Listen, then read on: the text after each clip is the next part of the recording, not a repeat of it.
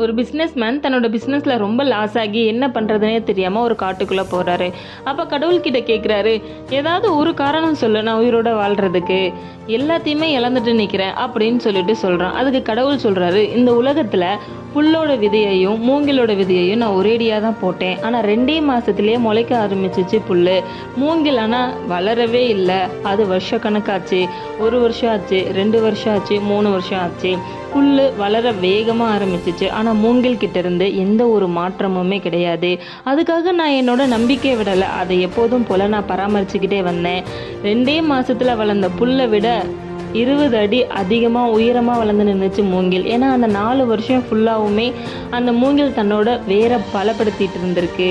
இதே மாதிரி தான் நம்ம வாழ்க்கையில் நம்ம எப்படி ஆரம்பிக்கிறோம், அது எப்படி போகுதுங்கிறது முக்கியம் கிடையாது. நம்ம கடைசியாக எப்படி ஆகுறோம் அப்படிங்கிறது தான் முக்கியம். கதைகளுக்கு ரக்ஷன் மேலு சேனலை சப்ஸ்கிரைப் பண்ணுங்கள்.